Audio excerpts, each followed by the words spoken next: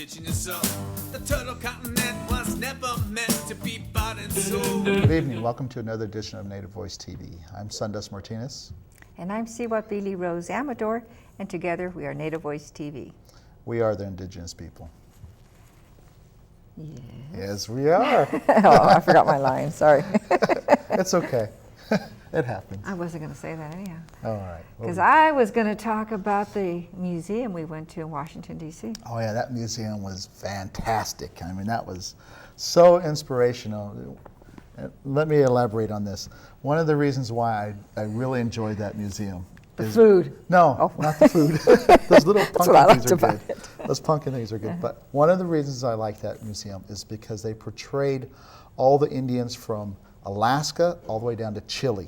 Mm-hmm. And you could see all indigenous. Yeah, it was all indigenous. It was more of an indigenous rather than Native American, where it was just stuck in one region. That's one of the reasons why I enjoyed it so much. It was good. I liked the food, of course. I always like food. But they had this really cool restaurant where they had native food from different regions. You know what was? They had the Udo Aztec, or what do they call it? Udo Aztec or something. Well, they had South American Indian food, North American Indian food, Plains Indian food, Southwest. It was really great. Nice. Yeah. It was great. It was really unique. Yeah. And I really enjoyed that. It was a beautiful museum. Not enough time. Kind of did the whirlwind tour because we didn't have much time, but it was really nice. I wish we would have had more time, but this was that whole thing at DC when we won that award. I just want to mention that one more time. Yeah. Where's that thing? I brought it. No. Yeah, okay, I know you carry it right with here. you. He does. He carries his little plaque around. Got but a picture of it. It's holiday time. It's time for shopping. And we have some very talented Native people, a young lady in particular, that has a unique business. So, with us from Inspired Visions, would you please introduce yourself? Hi, my name is Alexis Augustine. I'm from Inspired Visions. I'm Navajo, Cochiti, and San Domingo Pueblo, and I just started my own business. And what is that business, Inspired Visions? Basically, right now we're selling jewelry, but we're going into fashion lines with jackets and blazers. And hats and any type of accessories, as well as canvas art, as well as music within cultured women, like people of women of culture, women who have something to say through art. And you say we. Now, are there a group of women that work with you? Yeah, there's a group of women right now. We have 4. My cousin, Irma Trujillo, who is the business partner of me, and then my cousin Alyssa Augustine, who's a DJ, and another cousin of mine who is Nico Duran, and she's a traditional dancer, and she does beadwork, and she's also an artist herself. Wow. Got everything covered. Yeah, so that's basically my foundation of my team right now. And what gave you the idea of doing this? Why did you go into this business? I really wanted to go about change through art, and I think art was one of the greatest mediums for people to have a connection with, whether it be, something that's painted. There's famous painters that, people from all cultures know, and who all kind of have similar views and ideas about what they're trying to say with their art. And, it speaks for itself without having to say any words. So that was a big part. You also have like a clothing line too. Is that true? Yeah, we're starting. We're probably getting that together by, I'd say, the beginning of February, and we'll probably be coming out with that then. And right now we're just focusing on jewelry and accessories at the moment. Why don't you give us a little bit of background? Now, you lived on a reservation for part of your life, and was that in, New Mexico? Or? New Mexico. I live in San Domingo, Cochiti, Pueblo, and also Naizi in New Mexico. So I grew up within those 3 places as a child. And then my family was in the Army. My stepfather and my real father were both in the Army, so we traveled for about a good 3 years. We lived in Germany. And then we moved out here to the West Coast, San Pedro first, and then we moved up here to the Bay Area. So you sprechen Sie Dutch, huh? Yeah. I remember as a kid Germany and it being really cold and really green, and you know, it was fun. Yeah. And you said your family's artistic? Yeah, my mom's an artist. She does Indian corn husk, she does beadwork, wow. she's a dancer herself. And I grew up in powwows, you know, setting up booths and, you know, watching the booth when my mom, you know, had to go make her rounds and socialize and, you know. Yeah. So I grew up in that This is a natural environment. for you then. Yeah, I definitely grew up in this. Yeah. That's why I saw you before, because when I first met you, I was like, you look familiar. You bought things from her booth? Probably, Yeah, you probably talked to my mom, you know, Ida Grosby. Yeah. She's definitely been doing this for, most of my life. Well, why don't you show us some of your work or tell us what we have here in front of us? We have some of my my own designs, the Inspired Vision designs. There's one with Sitting Bull. There's also one of Pueblo Woman. There's also one of our logo, which is the Native Soul Dreams girl, who has basically, it's kind of like a black and white drawing. And then we have the Navajo graffiti, which has the two dual women on each side, but it also has a Shaw on it. And then we have music too. Erykah Badu, Frida Kahlo, Billie Holiday, Che Guevara, who a lot of people really know. Also turntables, a boombox. From, you know, hip hop 80s, you know, all the things that I grew up with and all the people who I really, you know, read about their lives, you know, I really admired. And how are they made? Is that wood? Yeah, they're made out of wood.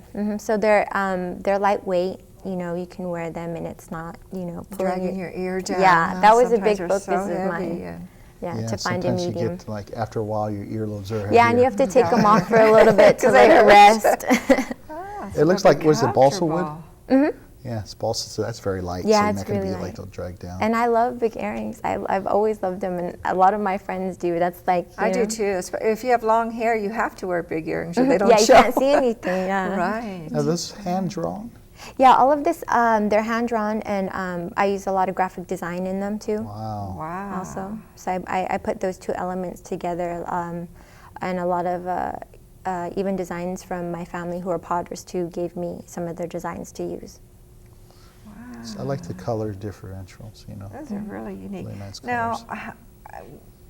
how can someone buy these? I know, you know, you don't have a store, but they can go to your website. Actually, I or- sell them at a couple of different boutiques. You can buy them here at Black and Brown in San Jose, iMix Bookstore in LA, and also online, www.myspace.com/inspiredvisions.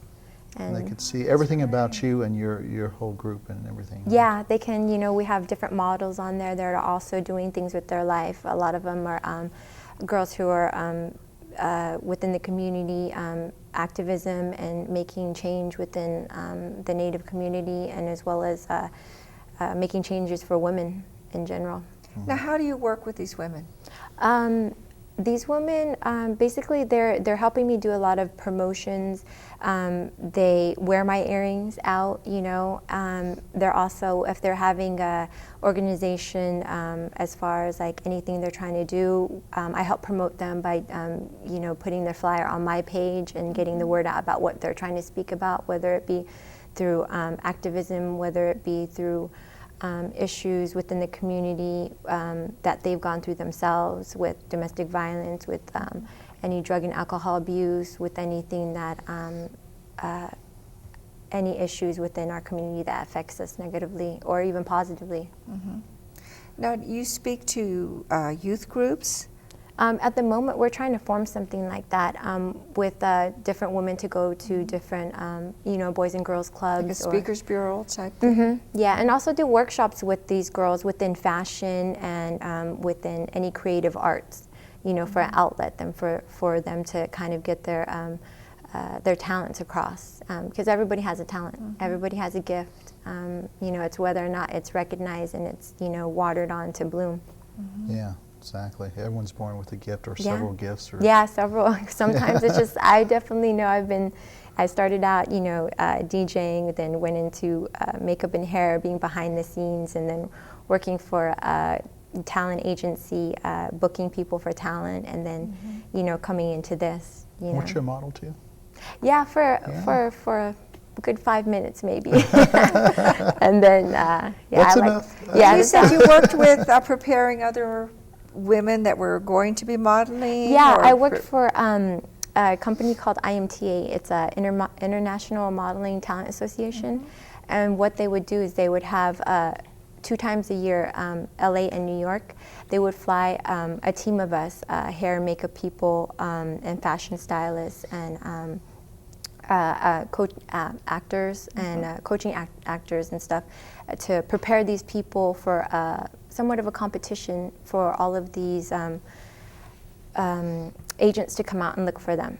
And so they would be, you know, we would give them the skills and what they needed to, you know, present themselves in order for these people to get hired within the industry, you know, and to get callbacks, and, you know, for them to actually move out to LA or New York to start their career. Show them how to present themselves. Yeah, and it is, and it's more, it's, you know, it's, I'd say it's about, you know, 25% that, and it's, you know, it has a lot to do with your communication skills and how you deal with people, you know, and really how you want to be treated, and how, you know, just that, you know, that right, you know. Yeah, a lot of it's the attitude. It is. It's nobody wants to work with the diva. Yeah. Nobody, because, you know, when I have my portfolios and I update it, I always, you know, go for that girl who really is, you know, I like just being around her, you know, because she's funny, and, you know, she may be, you know, I can see the potential of that, you know, going somewhere else with somebody who just is just drop dead gorgeous, and oh my gosh, but you hear her speak, and, you know, that may change about her, you know, and it's how long do you, you know, really want to put up with that before it gets to be a problem. And what are your long-term goals? I think just to be able to travel the world and, you know, sell my art, but also to, you know, stop in each city that I go along to find out what the people are about there, you know, and to have, you know, to share their story, you know, to share my story with them, as well as have them share their story with me, and to kind of like really just inspire people to get up and really go for their dreams, and really take that chance and that risk to really make it happen, and that there are ways of getting it done, and there are people who will support you if you ask. So basically you're selling your art, and you're also trying to get a message out. Yeah, that's to why I called it women. Inspired Visions, because I think everybody has those. I think everybody has a vision of what they would like their life to be like, or the world around them, or, you know, dreams for their children, you know, for their family. And the one thing I think that lacks in that is being inspired to do it. Yeah, or not knowing how to do it. Yeah, or not having the means, or the community, the or resources, the groups. yeah. Because I think once you find that group that you fit in, that is like-minded, that you are, that you will grow, and that there's no stopping you. Yeah. So through your artwork, do you see yourself being a designer? I mean, Yeah, eventually I want to go into fashion design, and go through that, and influencing the world within clothing too, you know. But I also wanted to, you know what I was thinking, or what, you know, inspired me while I was making this, or maybe you know, somebody was telling me a story, and I was like, oh, you know, I could picture it in my head, and I wrote it down, you know, within a drawing, and this is why I drew it, and this is why I put this together, because I came here and I saw this, and I